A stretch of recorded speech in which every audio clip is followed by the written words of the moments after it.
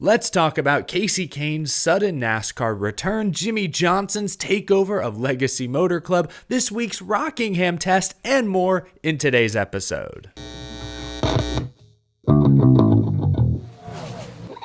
How's it going, y'all? My name is Eric. Welcome to Out of the Groove. I was out of town for the last week plus. The new wife and I were enjoying our honeymoon just ahead of the NASCAR season. But now we're back. I'm back. And today I'm going to react to some of the biggest stories that I missed while I was gone. I already posted one new video today. I'll put the little link up here as well. LaJoie announced his 2025 plans.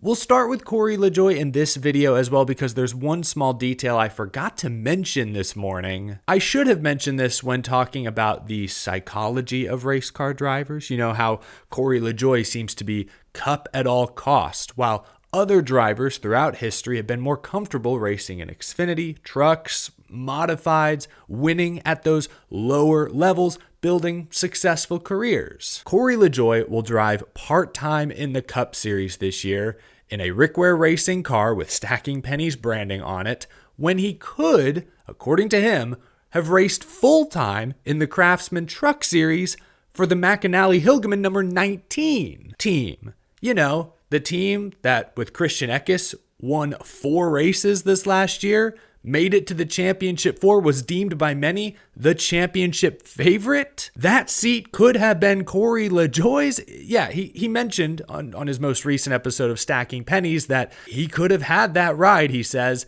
but he knew crew chief Charles Denicky was likely to head to 2311, and with Charles not there, LaJoie was worried about the fit, which, fair enough. I don't know the people at McAnally. They've got a new crew chief this year. The 19 truck may not be quite as good this season. Daniel Hemrick is driving it. He's not bad. He's an Xfinity Series champion. But fair enough to LaJoie. If it didn't feel like the right fit, it didn't feel like the right fit. But still, that is a championship caliber truck series ride that he passed up on. I could have had that deal, but talking to Charles, he was getting courted pretty heavily by those guys, and it wasn't going to be a good fit if he left, I don't think. But I think this validates the theory I've had for the past few months, and I've talked about it on this show. LaJoie is a great game manager, but he's not going to go out there and make plays. He's not a score-first all-star point guard. Put him on a developing team, give him 30th place equipment, and he'll finish 25th. Bring it home in one piece. We'll help you build a strong foundation. But put him in a 10th place car,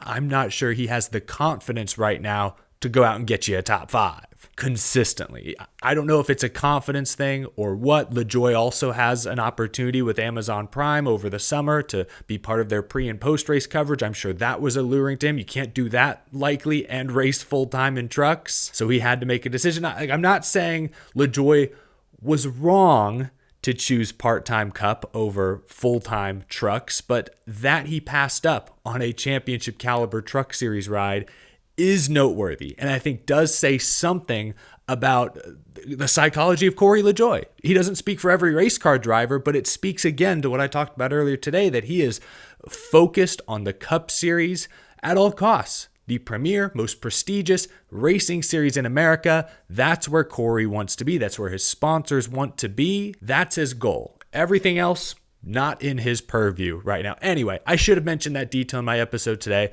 Figured I'd at least mention it at the top of this show because it is a very interesting detail to discuss. Let's talk about The Rock for a few minutes. Much to my surprise, Rockingham Speedway is back on the Truck and Xfinity Series schedule this season. This week, Truck and Xfinity teams participated in, I believe it turned out to be a 2-day open test. Freshly paved Rockingham, new safer barrier walls. Speeds were fast, like breaking previous track records fast. Truck Series driver Caden Honeycutt raved about the speeds afterwards, saying, quote, "These stands at Rockingham need to be sold out for April's race. This was one of the greatest experiences I've ever had in my lifetime. This race is going to be off the chain." All right. And if you needed another reason to tune into this year's Rockingham race weekend, one of NASCAR's 75 greatest drivers, Kasey Kahne, is making his stock car racing return. Announced last week, the 44-year-old will run the Xfinity Series race in the RCR number 33 with Hendrick Cars sponsorship. Kasey Kahne won at Rockingham Speedway in a truck back in 2012, one of those, sort of return to the rock years. The last time they tried to revitalize Rockingham Speedway, that was 2012. He also came up just short, finished second in what was the final, at least at the time, Cup Series race at Rockingham Speedway. That was back in 2004. A very young Kasey Kahne. Although if you've seen any of the photos of him at the track this week, he still looks young. Goodness gracious, Kasey Kahne does not age. Kasey Kahne participated in this test this week, actually set the 8th fastest overall time across all the Xfinity Series test sessions, I should say. 8th quick. I mean, he's in an RCR Xfinity car with some Hendrick support, even if it's just sponsor support. That's going to be a good car. Kasey Kahne could win this race. Hasn't driven in NASCAR in 6 years. 2018 was his final Cup season. 6 years out of the seat. Gets right back in. He could win. I would not be surprised. Really cool to see Kasey Kahne back. Really cool to see Rockingham Speedway back. I said to my surprise, if you had told me 2 years ago, I visited Rockingham Speedway almost 2 years ago, got to do a little tour of the facility. They just repaved it. They'd added some safer barriers, but they still had a lot of work to do to tear down and rebuild grandstands. The suites, kind of a mess when I walked through there. They had a lot of work to do. If you had told me, again, almost 2 years ago, hey, Rockingham's going to land a truck and Xfinity date in 2025, I would have told you were crazy. I thought 26, 27 maybe at the earliest. Rockingham just didn't strike me at the time as a track that was really on NASCAR's radar at this point, but I was wrong, and I'm happy to be wrong. I hope it's a good race. I know a lot of local fans will be really excited to see big-time stock car racing returning to the facility. April 18th and 19th, I believe. Set your calendars now. Rockingham Speedway, trucks and Xfinity going to be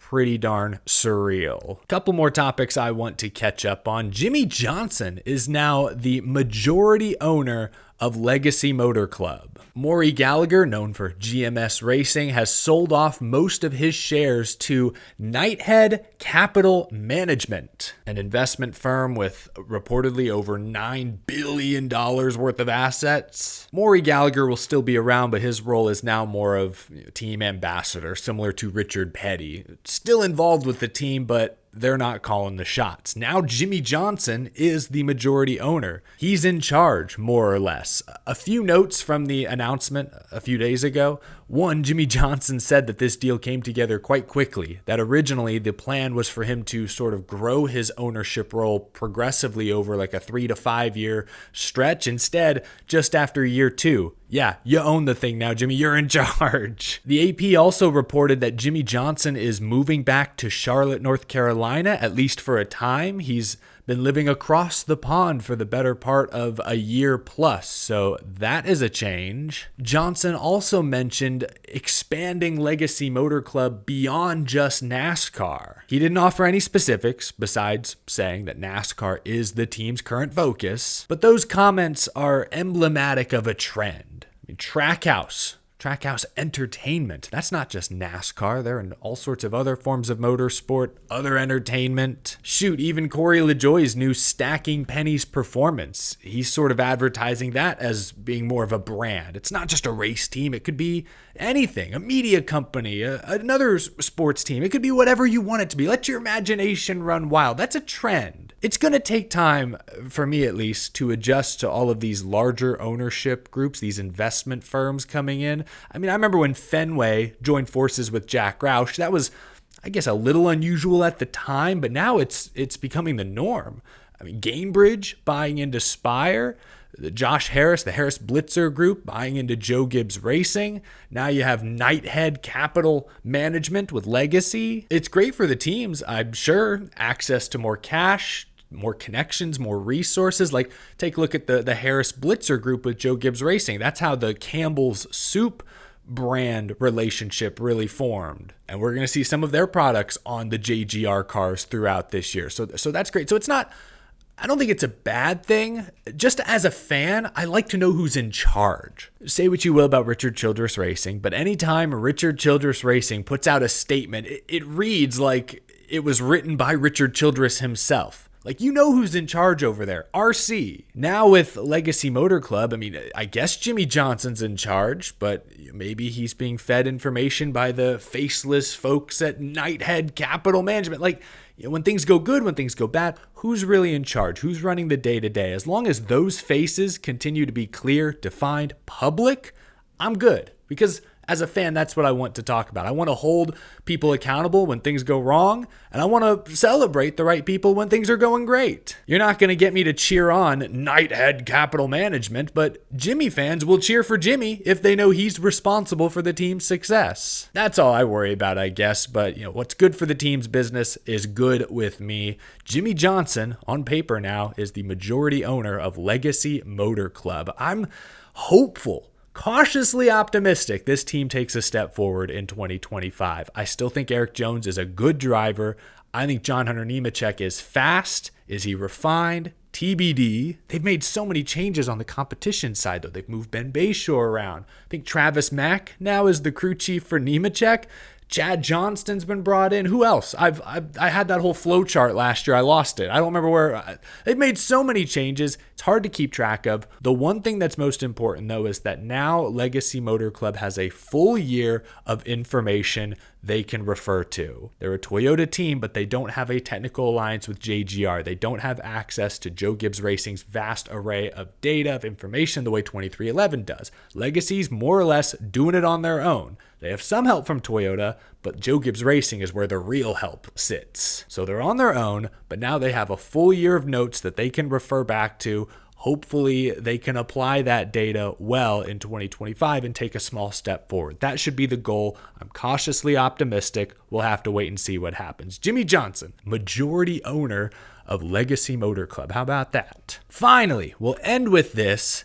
NASCAR confirmed this week that they will not make any changes to the playoff format for 2025. But they say 2026 is still a possibility. They're going to continue to explore possible changes. TBD. I am actually totally okay with this. See, even though by and large I've defended most aspects of the current playoff format, it does have its flaws. I would like to see it changed, hopefully in 2026. But what I don't want to see are constant tweaks every year, every couple of years. I honestly believe that between 2004 and 2017, the fact that NASCAR changed the format every couple of years for more than a decade plus, I think that hurt the format's legitimacy more than any individual format ever did. You can hate the current format all you want, but if it had been the only playoff format NASCAR had ever created post 2003,